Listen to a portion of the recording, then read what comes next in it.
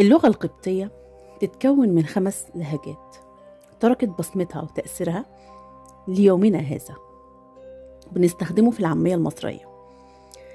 اللهجة الأولى البحيري لسكان الإسكندرية، البشموري لسكان القاهرة وبالأخص الدلتا، الفيومي لسكان الفيوم وبني سويف، الصعيدي لسكان المنيا وأسيوط، الأخميمي لسكان أخميم وسوهاج. بيختلف النطق من العامية المصرية واللي أخدناه من اللغة القبطية.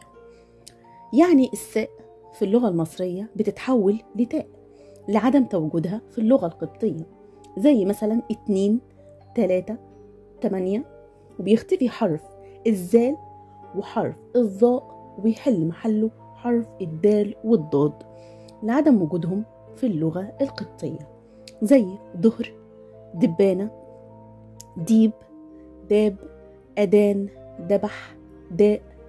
وبتختفي الهمزات وبتتحول لياء، وذلك لعدم نقلها في القبطية، زي دايم وعذراء وعباية وملاية حداية.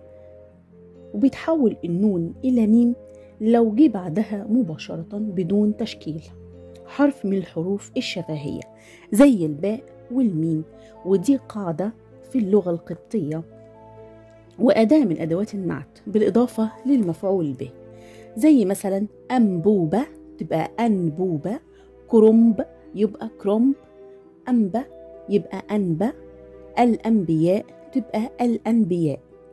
وتوجد أداة أمر مستقاة من القبطية وهي ما، وبتيجي قبل الفعل ولازم يكون بادئ بحرف التاء، وهي غير موجودة في اللغة العربية وأضيف عليها للغة المصرية العامية، زي مثلا ما تيجي، ما تاكل، ما تقوم، ما تعدي، ما تشرب.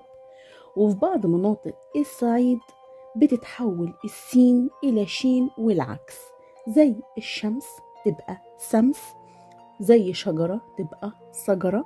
وفي بعض مناطق مصر بنضيف الجيم، زي جرجة بتتحول لدال تبقى دردة. وهنكمل معاكم للغتنا القبطية. كانت معاكم خوارزمية.